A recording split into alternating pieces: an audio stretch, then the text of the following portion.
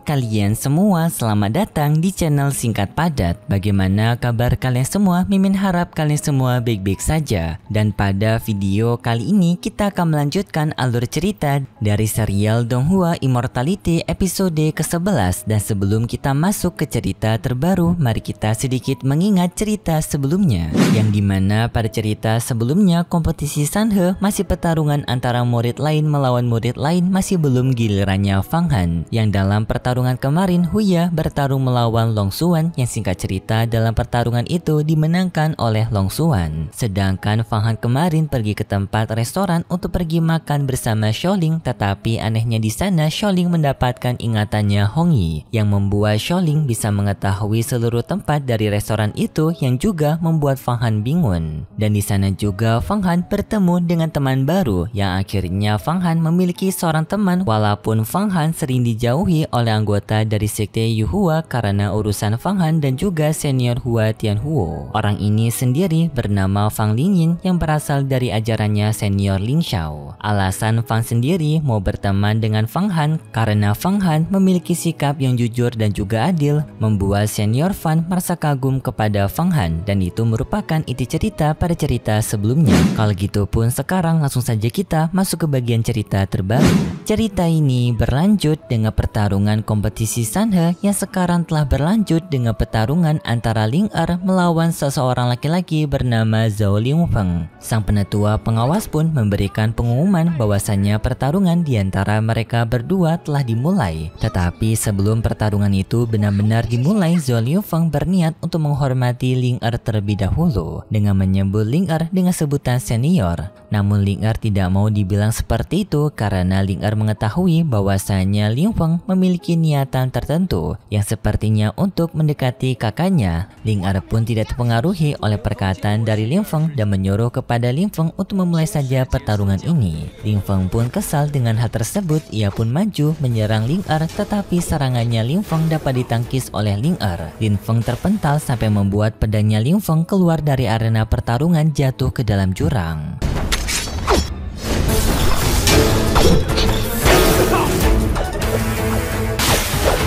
Tetapi ternyata pedang tersebut bukanlah senjata utamanya Ling Feng, karena setelah itu Ling Feng memiliki senjata ajaib lainnya yang merupakan sebuah daun. Ling Feng menggunakan daun itu, yang dimana daun itu terbang ke atas udara mengeluarkan cahaya yang terang, yang setelah itu tiba-tiba saja memindahkan Ling Er ke sebuah tempat yang berada di sebuah hutan. Ling Er pun sadar bahwasannya senjata daun tersebut merupakan sebuah senjata ilusi yang dapat mempengaruhi pikirannya seperti berada di tengah hutan. Ling Feng memulai serangannya menggunakan daun tersebut yang ia gunakan seperti sebuah pisau yang ia lemparkan ke arah Ling Er. Untungnya Ling Er bisa menghindari serangan itu, dan juga Ling Er menggunakan kecapinya untuk menepis semua serangan daun dari Ling Feng. Ling Er juga menggunakan kecapinya untuk mengeluarkan para pasukan bayangan yang maju menyerang ke arah dari Ling Feng. Tetapi sayangnya Ling Feng dapat menahan semua serangan dari bayangannya Ling Er. Lalu Ling Er juga menggunakan teknik daun ulatnya, yang dimana Ling Feng mengeluarkan sebuah bayangan, yaitu dengan adanya serangga raksasa.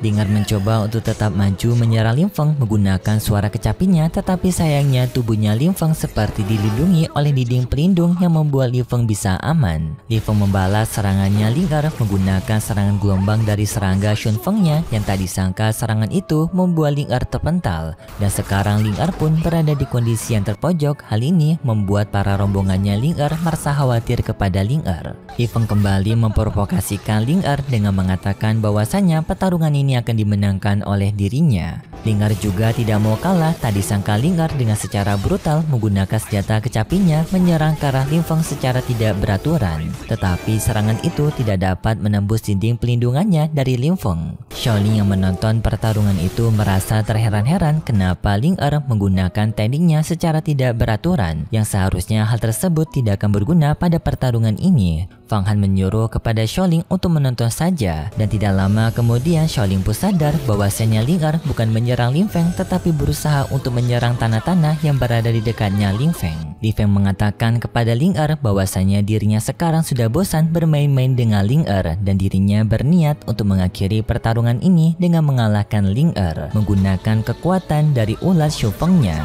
Ling Er dengan segera menggunakan kecapinya sekali lagi untuk mengaktifkan jebakan yang telah ia lakukan dengan serangan ke bawah tanah sebelumnya, yang dimana jebakan yang telah dibuat oleh Ling Er ini untungnya bekerja, yang dimana tanah-tanah yang berada di bawah ijakannya Li Feng ini tiba-tiba saja mengeluarkan getaran. Getaran itu membuat Li Feng kesakitan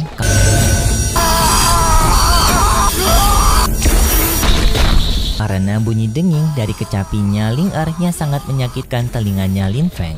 Xiaoling yang melihat ini pun merasa kagum kepada Ling Er karena tak disangka Ling Er memikirkan cara seperti ini. Walaupun ia tidak mampu menembus pertahanannya Li Feng, tetapi ia memanfaatkan getaran suara dari bawah tanah yang tidak bisa dilindungi oleh Li Feng, yang justru itu merupakan titik lemahnya bagi Li Feng. Tidak lama kemudian Ling Er menghentikan serangannya yang seketika membuat Li Feng juga tumbang karena Li Feng yang sudah tidak sanggup lagi untuk melanjutkan pertarungan.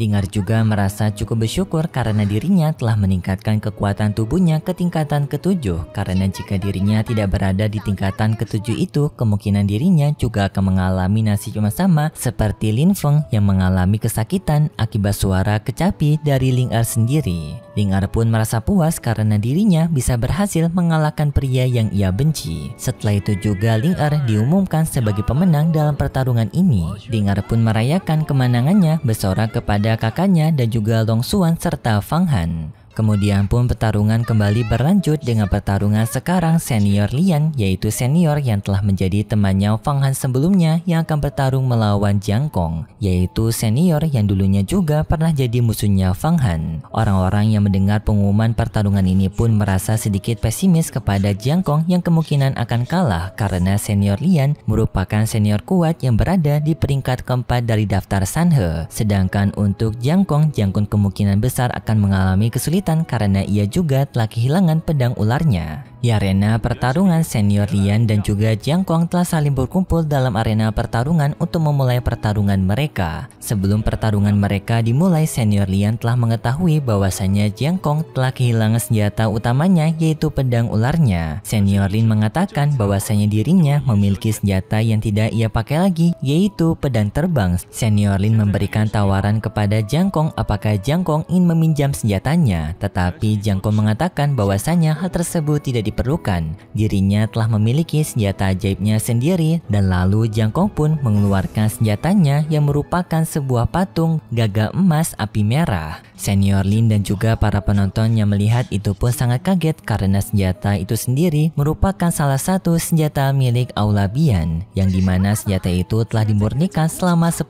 tahun dan juga disimpan di Aula Bian, menjadi salah satu senjata yang memiliki kekuatan yang dahsyat. Dan di sini mereka semua tak menyangka jika senjata itu dimiliki oleh Jiang Kong, yang kemungkinan senjata itu sendiri telah dipinjamkan oleh Jishintan kepada Jiang Kong. Fang Han yang melihat hal ini telah menyadari bahwasanya Jishintan lah yang telah membantu Jiang Kong karena mereka berdua yang sama-sama membenci dirinya. Xiaoling yang mendengar itu tidak mengenali siapa Jishintan ini. Naga Yayan memberikan penjelasannya kepada Xiaoling bahwasannya Jishintan merupakan mantan musuhnya Fang Han, tetapi ia sekarang telah dikurung karena telah melanggar aturan. Di arena pertarungan, senior Lin bertanya kepada Jiang Kong bagaimana Jiang Kong bisa mendapatkan senjata tersebut. Jiang Kong tidak menjawab pertanyaannya senior Lin, ia justru mengajak kepada senior Lin untuk memulai pertarungan mereka. Senior Lin pun kesal karena telah diajukan, ia langsung maju menyerang ke arah Jiang Kong. Senior Lin maju menyerang Jiang Kong menggunakan tombaknya, tetapi tak disangka harta dari burung gagak emas itu bisa melindungi Jiang Kong. Dengan ia membuat dinding pelindung, membuat Jiang Kong selamat dari semua serangan tombak senior Lin. Jiang Kong sombong dengan senjatanya, mengatakan bahwasannya senior Lin tidak akan bisa mengalahkannya karena ia memiliki harta gagak emas. Jiang Kong menyarankan kepada senior Lin untuk menyerah saja pada pertarungan ini. Senior Lin tidak menyerah sampai di sana, ia melanjutkan serangannya dengan mengumpulkan serangannya ke ujung tombak yang akhirnya bisa membuat pelindungnya Jiang Kong pecah.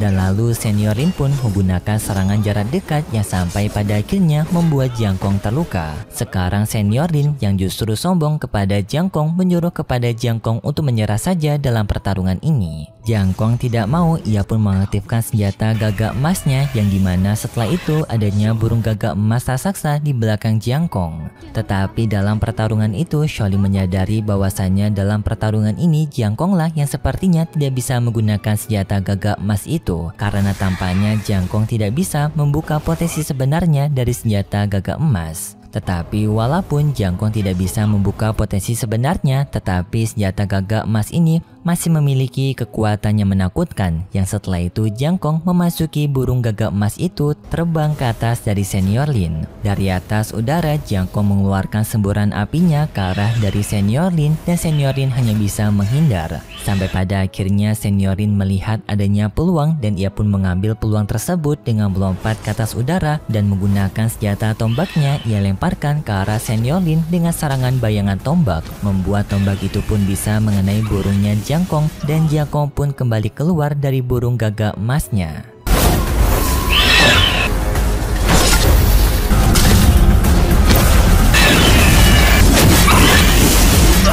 Jiang Kong terjatuh dari arena pertarungan dan Senior Lin berada di hadapan dari Jiang Kong menyuruh kepada Jiang Kong untuk mengaku kalah. Jiang Kong pun sekarang ketakutan dan ia menerima kekalahan ini. Sebelum Jiang Kong keluar dari arena pertarungan, Senior Lin mengatakan kepada Jiang Kong bahwasanya Jiang Kong sepertinya tidak cocok menggunakan senjata seperti itu karena Jiang Kong yang merupakan seorang pendekar pedang. Senior Lin ingin menantang Jiang Kong bertarung kembali, tetapi setelah Jiang Kong memiliki pedangnya, dan setelah itu maka Senior Lin akan menerima apapun Jiang Kong jika ingin menantang ulang pertarungan. Lalu sang penatua pengawas mengumumkan pertarungan bahwasannya Lin lah yang telah menjadi pemenang dalam pertarungan kali ini. Orang-orang yang melihat potensi dari Lian pun menyadari bahwasannya Lian merupakan salah satu orang kuat dari kompetisi ini. Bahkan Senior Jalan mengatakan kepada Long Xuan bahwasannya sepertinya Lin Yan yang akan menjadi persaing berat bagi Long Xuan. Setelah kekalahan pertarungan tersebut, Jiang Kong datang ke tempat penjaranya Ji Xintan. Ji Xintan merasa senang melihat keberadaannya Jiang Kong karena ia menganggap bahwasannya Jiang Kong telah memenangkan pertarungan menggunakan senjata yang telah ia pinjamkan kepada Jiang Kong. Tetapi Jiang Kong menjawab bahwasanya hasil dari pertarungan itu dirinya lah yang kalah dalam pertarungan. Ji Xintan mengungkapkan rasa kecewanya kepada Jiang Kong karena Jiang Kong yang tidak bisa memenangkan pertarungan padahal telah mendapatkan senjata yang sangat kuat di puncak Bian. Jiang Kong membenarkan hal tersebut dan juga ia menyalahkan dirinya sendiri karena tidak dapat menggunakan senjata gagak emas. Jiang Kong juga beralasan bahwasanya dirinya ini merupakan seorang pendekar pedang, menggunakan senjata ajaib yang berelemen api apalagi tidak memiliki bentuk fisik seperti pedang, membuat Jiang Kong kesulitan untuk bisa menggunakan senjata ini dengan benar. Ji Xintan tidak peduli dengan alasan tersebut, ia tetap menganggap bahwasanya Jiang Kong merupakan seorang sampah yang tidak sanggup untuk mengalahkan murid lainnya. Jiang Kong merasa kesal karena dirinya yang telah direndahkan oleh Ji Xintan dan ia mengatakan bahwasannya pertarungan kompetisi bukanlah sebuah permainan dan bahkan Ji Xintan juga tidak bisa mengalahkan Fang Han padahal dulunya telah berada di ranah magis 2. Seharusnya Ji Xintan yang merasa lebih malu. Dan di sini pun terjadilah perdebatan di antara mereka berdua dan juga saling hina di antara mereka berdua. Sampai pada akhirnya membuat Ji Xintan kesal kepada Jiang Kong dan ia berjanji jika dirinya telah keluar dari penjara maka ia akan memberikan pelajaran kepada Jiang Kong. Tetapi tidak hanya itu, dirinya juga akan segera meminta kepada ayahnya untuk memberikan pelajaran kepada Jiang Kong. Jiang Kong yang sudah tidak mau mengikuti perdebatan ini pun memutuskan untuk pergi meninggalkan Ji Xintan. Berpindah ke tempatnya Fang Han sekarang, Fang Han sekarang bertemu dengan salah satu bawahannya yang memberitahu kepada Fang Han bahwasannya ia telah memeriksa Ye Nanxian yang sekarang telah pergi ke puncak Wunduo. yang tujuannya kemungkinan adalah untuk meminjam senjata ajaib dari puncak Wanluo yang bernama senjata ajaib Rashomon. Sang bawahan mengatakan bahwasannya senjata Rashomon ini merupakan harta karun yang memiliki kekuatannya sangat kuat dan belum pernah ada orang yang bisa menjelaskan seberapa kuat dari senjata itu. Karena katanya setiap orang yang sudah melihat betapa kuatnya dari senjata ini maka mereka semua akan langsung tewas. Tidak hanya itu, puncak Wanluo juga memberikan senjata baru kepada Fang Jingyue. Fang Han menjawab dirinya tidak takut dengan senjata tersebut dan dirinya yakin bisa menghadapinya. Setelah itu pun Fang Han menyuruh kepada bawahannya untuk pergi dari sana. Sang bawahan menerima perintah itu, ia pun pergi dari sana. Tetapi sebenarnya Fang Han sekarang juga merasa penasaran sebenarnya seberapa kuat dari senjata Rashomon tersebut.